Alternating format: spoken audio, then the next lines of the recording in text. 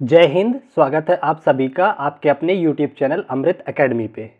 आज से हम लोग अपना paper one seated paper one के लिए मैथमेटिक्स का प्रैक्टिस सेट स्टार्ट करेंगे, ठीक है ना।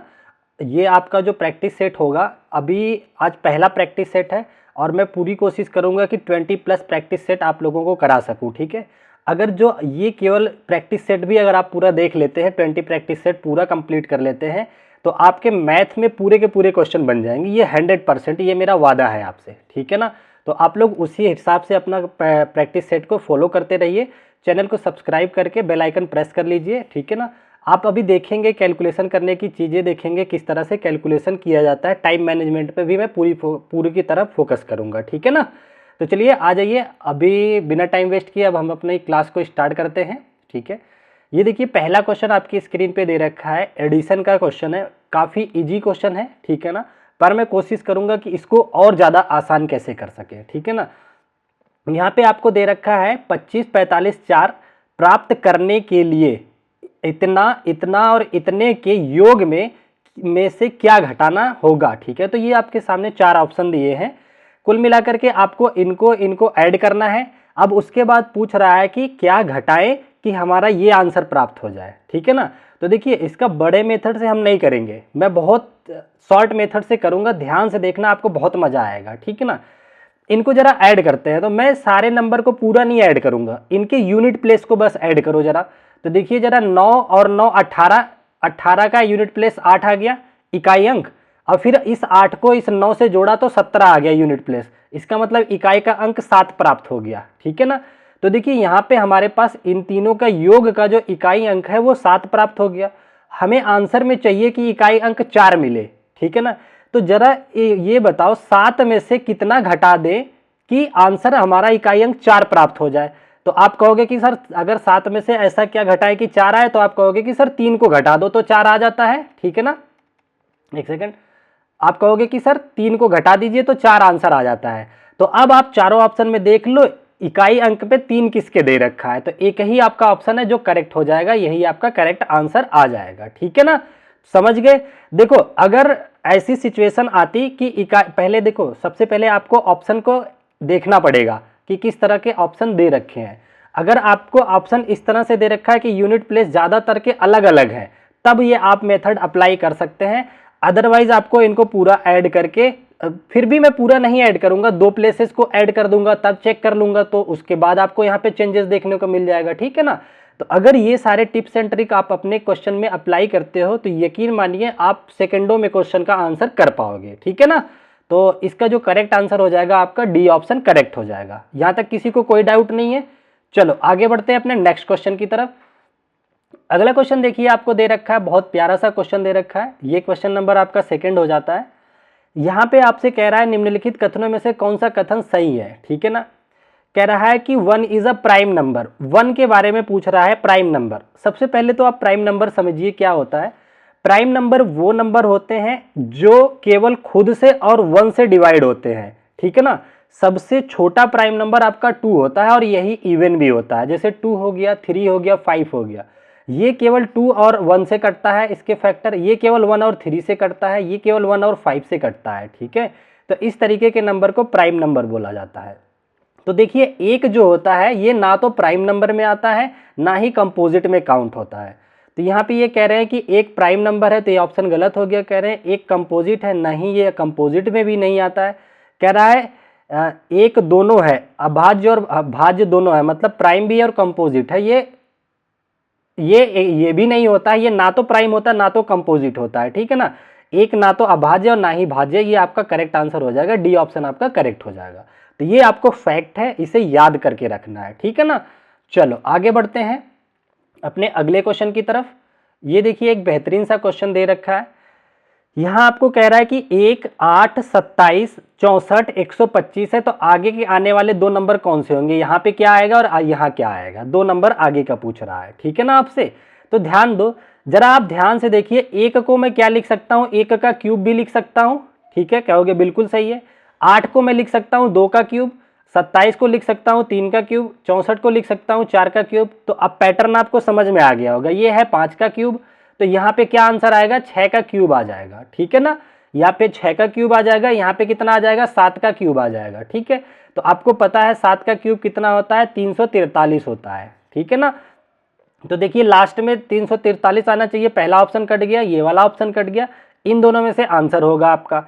ठीक है ना, तो अब आप 6 का क्यूब कर लो, 6 6 के 36 होता है, 36 का 6 से गुना करोगे, 36 6 3 6 3 18 और 3 19 20 21, तो 216 आ जाएगा। तो यहाँ पे देखिए ये 216 और 343, इसका करेक्ट आंसर क्या मिल जाएगा आपको, डी ऑप्शन मिल जाएगा। ठीक है ना, तो इस तरीके से आपको पैटर्न पहचानना पड़ता है। आई थिंक मैं बहुत तेज चल रहा हूँ, मैं थोड़ा और स्लो कर लेता हूँ क्लास को। ठीक है ना, समझ गए?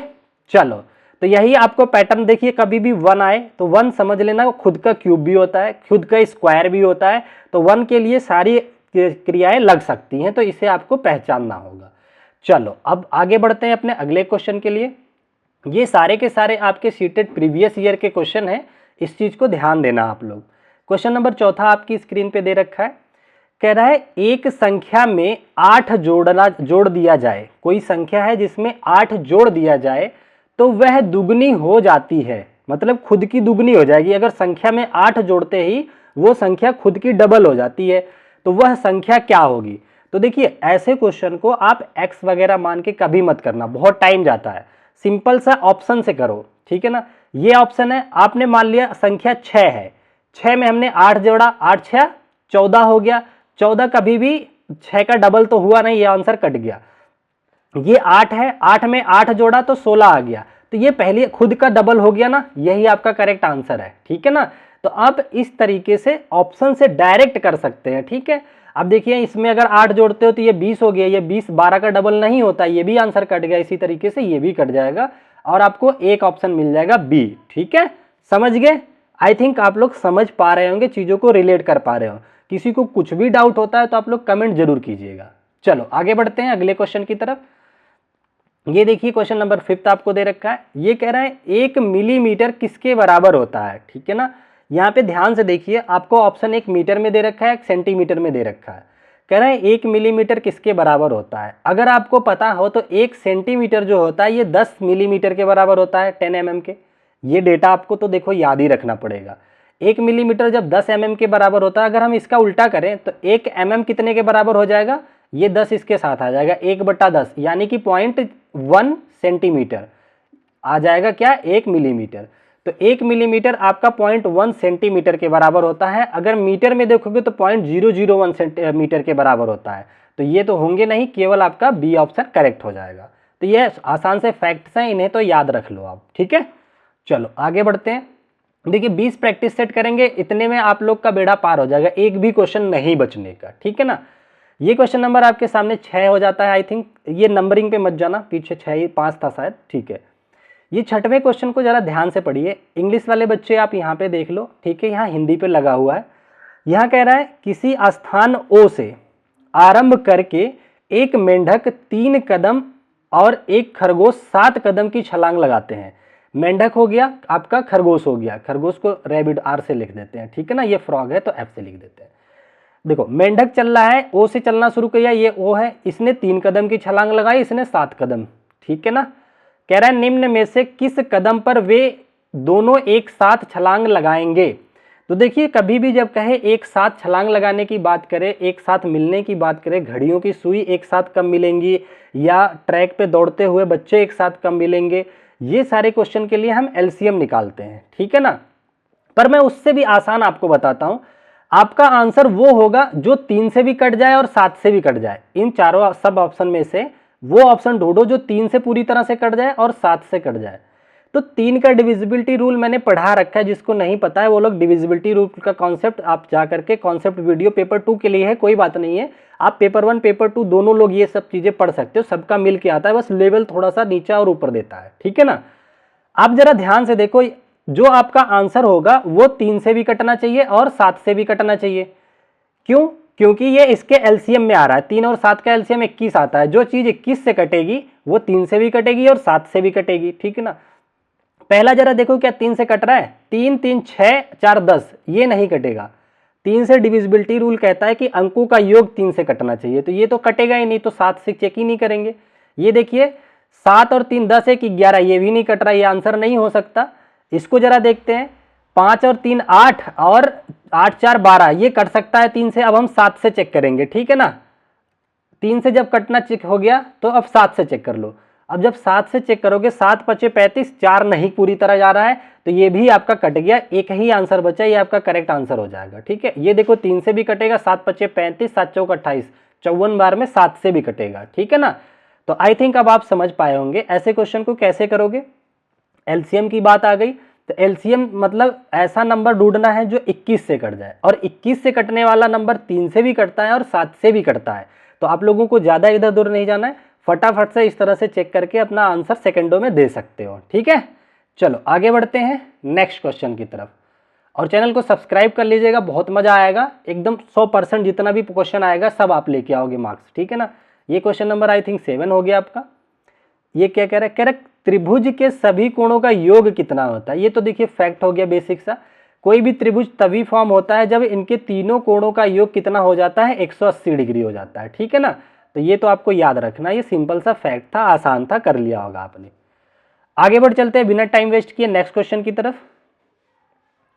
अच्छा यहाँ पे देखिए एक थोड़ा सा, ये क्वेश्चन नंबर 8 हो जाएगा आज का। ये आपको सीडी उस पे पेडागोजी से रिलेटेड दे रखा है। यहाँ कह रहा है निम्नलिखित में से कौन सा कथन गणितीय अधिगम को प्रोत्साहित करने के लिए सबसे कम उपयुक्त है, नेगेटिव वाला आंसर ढूंढना है। तो देखिए मैंने टैग वर्ड पढ़ा रखा है, आप लोग वहां देख सकते हो, टैग वर्ड से आप तुरंत आंसर कर पाओगे, ठीक है ना। चलो देखते हैं कम उपयोगी कौन सा होगा। कह रहा है असफलता का अर्थ यह नहीं होता कि विद्यार्थी गणित नहीं कर सकता है। तो ये तो एक तरह का पॉजिटिव आंसर हो गया, ये बात सही है, ठीक है। तो ये आंसर नहीं होगा आपका। आगे क्या कह रहा है, सभी गणित सीख सकते हैं। हाँ बिल्कुल सही है, ये भी आंसर नहीं होगा क्योंकि हमें नेगेटिव आंसर ढूंढना है, ठीक है। अगला क्या कह रहा है, गणित अधिगम जेंडर विशिष्ट नहीं होता। बिल्कुल जेंडर विशिष्ट तो होता ही नहीं है, लड़का लड़की कोई भी गणित को अच्छे से पढ़ सकता है, तो ये भी सही है, तो ये भी आपका आंसर नहीं होगा, एक ही बचा, ये आंसर हो जाएगा। ये इसमें क्या कह रहा है उसको देखते हैं। इसमें आपसे कह रहा है कि अंतर्ज्ञान को हतोत्साहित, देखो हतोत्साहित वगैरह जो वर्ड होते हैं ये नेगेटिव टैग वर्ड होते हैं, इनको देखते ही आपका आंसर नेगेटिव हो जाता है, और इस क्वेश्चन में आपसे कम मतलब कि नेगेटिव ही पूछ रखा है, तो इसका करेक्ट आंसर डी हो जाएगा, ठीक है। चलो आगे बढ़ते हैं हम अपने अगले क्वेश्चन की तरफ। समझ पा रहे हो ना आप लोग, ज़्यादा स्पीड या ज़्यादा शॉर्ट तो नहीं हो रहा, आप कमेंट कर दीजिएगा, नेक्स्ट प्रैक्टिस सेट से मैं उस चीज़ का ध्यान रखूंगा, ठीक है। जो भी आप लोगों को कुछ कमी लगे या अच्छा लगे तो एप्रिसिएशन के लिए अच्छा कमेंट कर देना। अच्छा यहाँ पे देखिए ये एक है सरलीकरण का, सिंप्लीफिकेशन का क्वेश्चन है, इसमें आपको बॉड मास लगाना होता है, ठीक है ना। जब आप बॉड मास लगाओगे सबसे पहले भाग वाला सॉल्व करोगे, 5 से इसको काटा 7 बार में, ठीक है ना। अब ये देखो मल्टीपल है, इनको गुणा कर दो जरा, तो कितना आ जाएगा, 3 5 15, 5 कैरी लगा 1, 3 8 24 1 25, 5 कैरी लगा 2, 3 1 3 2 5, यही तो होगा ना, एक सेकंड, 3 8 24 1 25 5 कैरी लगा 2, 3 1 3 2 5, ठीक है, ये सही है। डेसिमल लगा दो एक अंक पे, तो ये 55.5 आ जाएगा, ये -7 आ जाएगा, इसको भी यहाँ मल्टीप्लाई कर लीजिए। जब आप इसको मल्टीप्लाई करेंगे तो ये कितना आ जाएगा बताइए, 5 3 का 15, 5 कैरी लगा 1, 5 पे 25, 1 26 के 6 कैरी लगा 2, 5 दूनी 10 और 2 12, ये आ जाएगा यहाँ दशमलव 126.5, और ये माइनस का 7 और ये माइनस का 55.5 आ जाएगा, ठीक है ना। इतना आ गया आपका, यहाँ तक किसी को कोई डाउट नहीं होना चाहिए। अब देखो क्या करेंगे, नेगेटिव नेगेटिव चीजें आपस में जुड़ जाएंगी, तो ये आ जाएगा 55 में 7 जोड़ोगे, 55 और 5 हो जाता है आपका 60 और 2 62, तो ये आ जाएगा -62.5 आ जाएगा, और इधर आ जाएगा 126.5। तो अब आप जब इसको सॉल्व करोगे तो 0.5 में से 0.5 गया 0, मतलब डेसिमल के बाद आपको कुछ नहीं दिखना चाहिए। यहाँ डेसिमल के बाद कुछ दिख रहा है तो ये आंसर हो ही नहीं सकता, यहाँ भी दिख रहा है तो ये भी नहीं हो सकता, या तो आंसर ये होगा या तो आंसर ये होगा, ठीक है ना। अभी यहाँ देखते हैं, तो 0.6 में से 2 गया 4, तो दशमलव के पहले 4 होना चाहिए, दशमलव के पहले 5 है, इसको भी काट दो, यही बी ऑप्शन आपका आंसर आ गया, देख लीजिए 12 में से 6 गया 6, 64 इज द करेक्ट आंसर, ठीक है ना। मजा आ रहा है, समझ में आ रहा है, कहीं ज़्यादा तो नहीं मैं हवा में उड़ा रहा हूँ।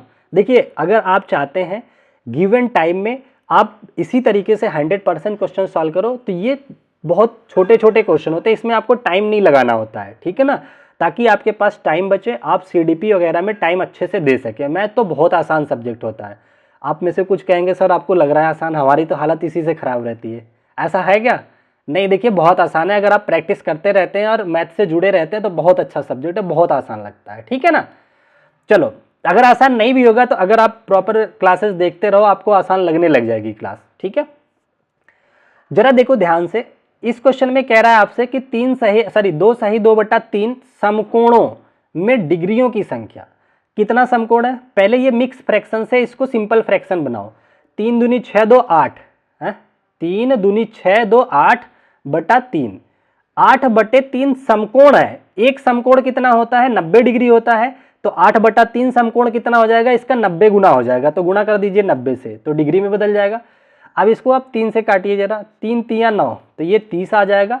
30 का गुणा 8 में करोगे तो 8 तिया 24 और लास्ट में 0 लगा दीजिए, 240 डिग्री आ जाएगा आपका, ठीक है ना। डिग्री में मान कहाँ दे रखा है आपको? सी ऑप्शन पे दे रखा है। सी ऑप्शन आपका करेक्ट आंसर हो जाएगा, ठीक है ना। आई होप आप लोगों को चीजें आसान लग रही होंगी, ठीक है ना। अगर नहीं लग रही तो बताना, मैं और भी आसान करने का तरीका मुझे पता है, और आसान बताऊंगा, ठीक है। चलो, अब हम यहाँ पे आ जाते हैं। अगला क्वेश्चन आपको दे रखा है, ये 11th नंबर का आपका क्वेश्चन है। यहाँ पे देखते हैं क्या कहना चाह रहा है आपसे। कह रहा है निम्नलिखित में से किसकी लागत सबसे कम है। तो देखिए लागत सबसे कम, लागत क्या होता है? लागत होता है मूल्य और गुणा समानों की संख्या। समान कितना ले रहे हो उसकी संख्या से गुणा कर दो, ठीक है ना। जैसे 2 रुपए की एक पेन है, तो आपने अगर 10 पेन लिया तो आपकी लागत आ जाएगी, इसका गुणा कर दीजिए, 10 दूनी 20 रुपये लागत आ जाएगी, ठीक है ना। ये लागत होती है। तो आपसे पूछ रहा है इनमें से सबसे कम लागत किसकी होगी। यहां पे देखिए कह रहा है 750 प्रत्येक पैकेल वाले 750 पैकेट, मतलब भैया 750 सामान है और 750 पैकेट बनाने हैं, तो टोटल लागत कितनी आ जाएगी? 750 इंटू 750, काफी बड़ा नंबर आएगा। तो इसको होल्ड पे रखते हैं, क्या इससे छोटा कोई हो सकता है? जरा देखो 750 में 7.5 गुणा करेंगे तो ये कम आएगा आंसर, तो पहला वाला काट ही दो, इससे कम तो ये है, तो ये आंसर होना चाहिए। अब इन दोनों में तुलना करते हैं। यहां कह रहा है 750 और 7.5 दर्जन है। 7.5 दर्जन का मतलब हो गया 7.5 में 12 से और गुणा है। तो अब ये देखिए ये केवल 7.5 था, जबकि ये 7.5 में 12 का गुणा है। तो अब ये ज्यादा आ रहा है, अभी ये बी वाला कम है, सी ज्यादा हो रहा है, तो सी वाले को भी हटा दो। अब इन दोनों की तुलना कर लो। यहां पे कह रहा है 7.5 प्रत्येक वस्तु वाली 75 दर्जन वस्तुएं, तो 75 और गुणा कर दीजिए 12 से, तो यहां से टोटल वस्तु निकल जाएगी 12 × 5 = 60, 0 कैरी लगा 6, 12 × 7 = 84 और 6 कितना होता है? 90 होता है, ठीक है ना। ये आ जाएगा। अब 7.5 प्रत्येक वस्तु, ये वस्तु दे रखा है, ठीक है ना। यहां पे पैकेट्स दे रखा है, अच्छा यहाँ पे वस्तु दे रखा है, यहाँ पैकेट्स दे रखा है, 7.5 ईच दे रखा है, तो इनका तो तुलना ही नहीं हो सकता। ये 7.50 प्रत्येक वस्तु, अब इससे गुणा करोगे तो अच्छा ये देखिए ये भी ज्यादा ही आ रहा है आपका, क्योंकि ये देखिए 900 में 7.5 से गुणा हो रहा है और यहाँ पे देखिए 750 में 7.5 से गुणा हो रहा है, तो यहाँ पे आंसर आपका बड़ा आएगा, तो ये भी हट जाएगा। केवल और केवल आपका बी आंसर बचेगा, क्योंकि इसने आपसे कम से कम लागत पूछा था, तो कम से कम लागत केवल बी में है, सबसे कम है, ठीक है ना। तो इस तरीके से तुलना कर करके करेंगे, आपको पूरा गुणा करने की जरूरत ही नहीं होती। देखो अप्रॉक्सीमेट मेथड से क्या करोगे, अगर आप अनुमान लगा पाते हो कि लगभग कहां तक जाने वाली है चीजें, ठीक है ना, तो आप आंसर और आसानी से कर सकते हो, ठीक है ना। आप इनको गुणा करके देख लो, 750 में 750 बहुत बड़ा नंबर आएगा, 750 में 7.5 बहुत छोटा नंबर आएगा, तो छोटा ही हमें सिलेक्ट करते जाना है, बड़े को काटते जाना है, ठीक है, समझ आ गया। चलो आगे बढ़ते हैं अगले क्वेश्चन की तरफ, देखते हैं क्या कह रहा है। और हाँ ये चीज ध्यान देना, जो भी प्रैक्टिस सेट आएगा शाम को 4 बजे से 5 बजे के बीच रिकॉर्डेड फॉर्म में मैं अपलोड कर देता हूँ, रिकॉर्ड करके क्लास, ठीक है ना। तो आप लोग सब्सक्राइब करके बेल आइकन प्रेस कर लेना, आपको नोटिफिकेशन आ जाएगा। अभी देखिए अपने पास टाइम है, लगभग 1-1.5 महीने का टाइम है, तो मैं थोड़ा सा गैप लिया करूंगा, क्योंकि पेपर 2 के लिए भी मैथ सेल और सीडीपी भी आप लोगों को पढ़ानी रहती है, तो आप लोग सीडीपी देखते रहा करो, ठीक है ना। तो उसकी भी क्लासेस रहती हैं, इस वजह से थोड़ा डिले हो सकता है। तो ये क्वेश्चन नंबर कितना हो गया, चलो कुछ भी होगा, आई थिंक 12 है, तो आप लोग क्वेश्चन नंबर पे ना जाओ। ये देखिए काफी अच्छा क्वेश्चन है, आपको थोड़ा सा दिमाग लगाना पड़ सकता है यहाँ पे। हाँ पढ़िए जरा क्या कह रहा है क्वेश्चन को।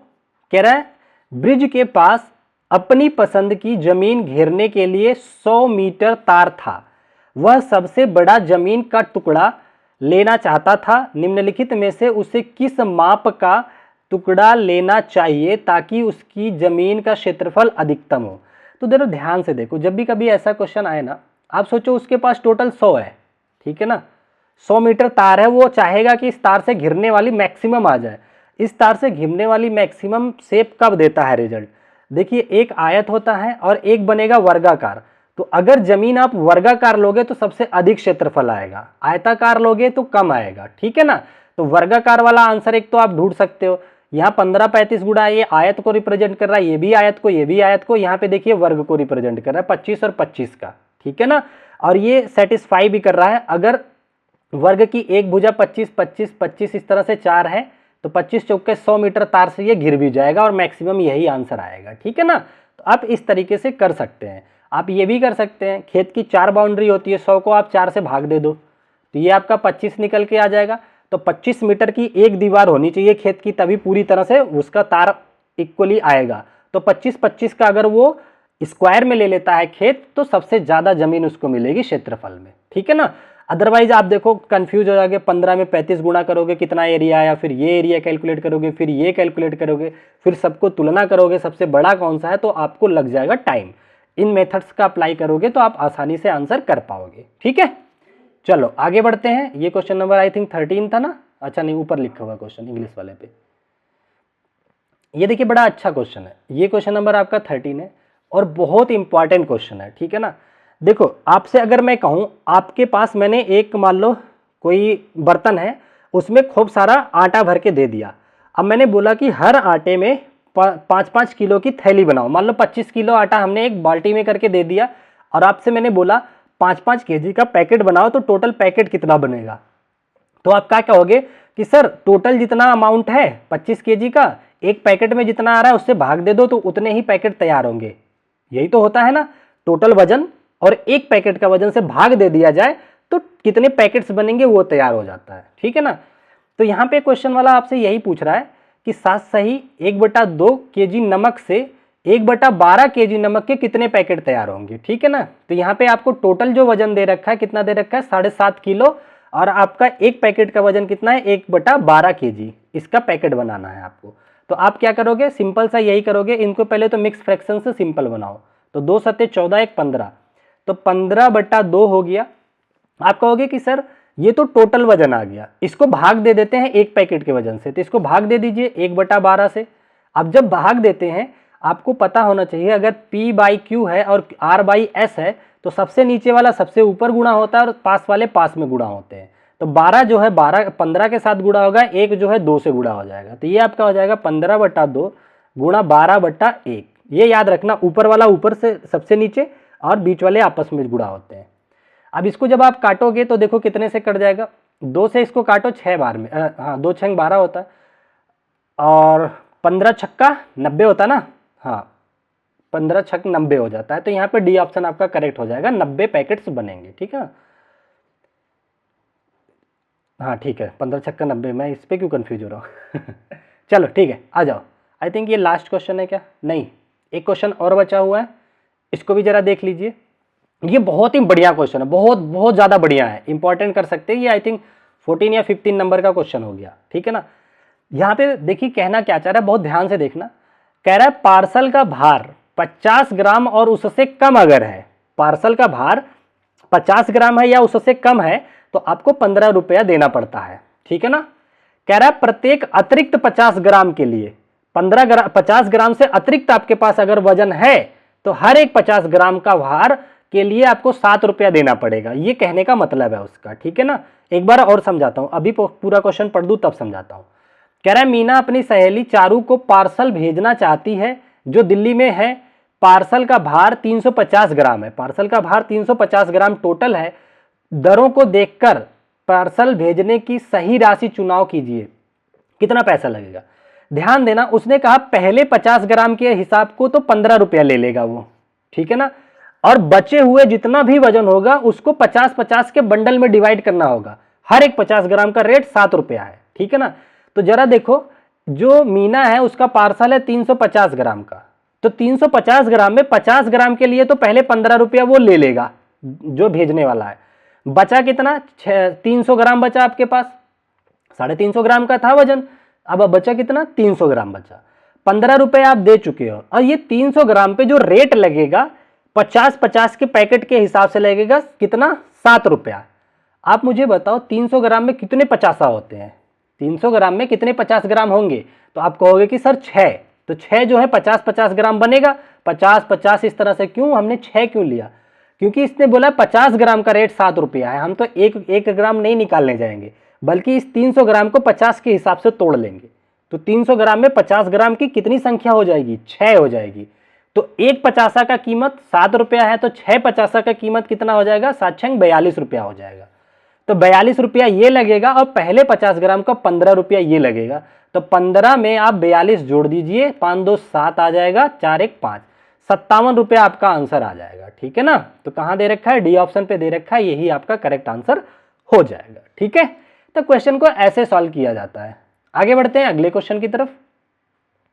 ठीक है, अगर वीडियो पसंद आ रही है तो प्लीज लाइक शेयर सब्सक्राइब दबा के कर दीजिएगा, ठीक है ना, ताकि मेरा मोटिवेशन बना रहे, और आप यकीन मान के चलिए 100% मैथ में करके आओगे, एक भी सिंगल क्वेश्चन नहीं छोड़ देगा आपसे। ठीक है ना, केवल 20 प्रैक्टिस सेट अगर आप कर लेते हो तो। देखिए पहला ये क्वेश्चन, ये लास्ट क्वेश्चन है, आई थिंक ये 16 नंबर का क्वेश्चन हो जाएगा। कह रहा है राष्ट्रीय पाठचर्या रूपरेखा, मतलब कि एनसीएफ 2005 के अनुसार एक प्राथमिक गणित कक्षा में निम्नलिखित में से कौन सी प्रक्रिया सबसे कम रूप से प्रासंगिक है। तो आपको नेगेटिव टैग वर्ड ढूंढना है। कह रहा है पहला, सूत्रों को याद करना। देखो सबसे पहला तो यही गलत दे रखा है, यही आंसर हो जाएगा। एनसीएफ 2000 कहता है कि रटंत विद्या से दूर करो बच्चों को, बर्डन बोझ के झोला टांग के ले जाने से दूर करो बच्चों को, बच्चों को दैनिक जीवन की क्रियाओं से जोड़ो, ठीक है ना, उनको खुले विचारों वाले क्वेश्चंस दो। इस तरीके के क्वेश्चन आपको पहचानने होते हैं। ठीक है, तो सबसे कम जो होगा रटने वाला हो जाएगा। दूसरा क्या कह रहा है, यूज पैटर्न, ये कम है लेकिन उससे कम ये है। दृश्यीकरण और क्या है, संबंध स्थापित करना, निरूपण करना, ये सारे नेगेटिव है, लेकिन सबसे ज्यादा जो नेगेटिव हो जाएगा रटना, याद करना सूत्रों को। ठीक है, तो ये आई थिंक आज का अपना आखिरी क्वेश्चन था। यस, और मैं उम्मीद करता हूं कि आप लोगों को वीडियो बहुत पसंद आई होगी। ठीक है ना, कैलकुलेशन अगर आप लोगों को करने में मजा आया है तो चैनल को सब्सक्राइब करके रखो और बने रहो, कमेंट करते रहा करो कि सर अब मुझे ये चाहिए ये चाहिए। आपके कमेंट के हिसाब से ही मैं क्लासेस प्रिपेयर करता हूं कि आपको कौन सा सब्जेक्ट में प्रॉब्लम ज़्यादा आ रही है। ठीक है ना, मेरा काम है आप लोगों को आसान करके चीज़ें देना। देखिए यूट्यूब पे बहुत सारे लोग पढ़ा रहे हैं, मैथ समझा रहे हैं, लेकिन हमें ये देखना है कि हमारा टाइम कहाँ पे बच रहा है, क्वेश्चन हम आसान और इजी तरीके से और कम टाइम में कहाँ से कर पा रहे हैं। ठीक है ना, तो मैं पूरी कोशिश करता हूं कि आप लोगों के साथ जो भी आंसर्स करूं उसमें शॉर्ट से शॉर्ट मेथड और बहुत आसान करके दे सकूं। ठीक है, आप लोगों को कोई भी चीज़ रटने ना पड़े। तो चलिए ठीक है, आज की क्लास यहीं तक रखते हैं, फिर मिलेंगे आप लोगों से नेक्स्ट क्लास में। तब तक के लिए आप अपना ध्यान रखें। Bye bye, take care, thank you so much, जय हिंद।